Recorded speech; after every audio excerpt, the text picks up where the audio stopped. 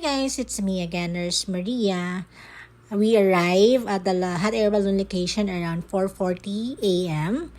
and one of my ultimate dreams check off my bucket list.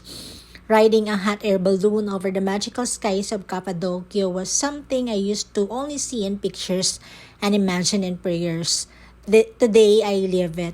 Isa sa mga pangarap na hindi ko akalaing matutupad so soon. Ang daming pinagdaanan, ang daming luha. Pero sa gitna ng lahat ng unos, God remained faithful. His favor is real and it reaches you in the most unexpected, beautiful ways. Being up there in the sky, watching the sunrise, paint the valleys, I felt nothing but peace. Yung tipo ng peace na hindi galing sa world, kundi kay God. A gentle reminder that when it's His time, no door is too far, no dream is too big. Hindi madali yung journey pero grabe yung gantimpala. Every hardship, every no, and every waiting season led me to this moment. Kaya sobra akong nagpapasalamat, iba si God mag-surprise, always beyond what is I hope for. To anyone holding on to a dream right now, don't give up. Your time is coming. Just keep going. Keep trusting because if He can do it for me, He can do it for you too. Diba?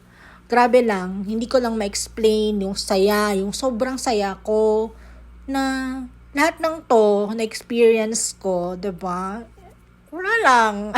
Sinishare ko lang sa inyo kasi alam kong marami dyan na mga kabataan na gusto ding kumawala, gusto ding makamit, gusto ding ma-experience yung buhay na masaya sila, na malaya sila, 'di ba?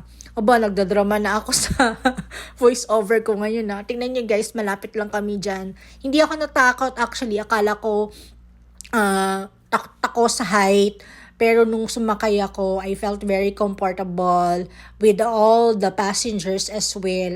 Imagine, ilan kami dyan. Siguro nasa 30 kami. 30 katao na sumakay dyan with different nationalities.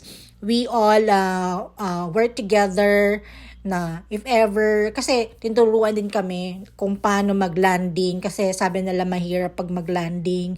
But thank God we're safe. So ito naman, nagdadrama ako, diba? Tingnan nyo naman, hindi na ako nakapag straight ng buhok ko, diba? Nandiyan ako, hindi ako takot sa taas. Diba? Ang layo-layo kami namin dyan. O, diba? Oh! Okay lang yan. Basta ba? O, diba?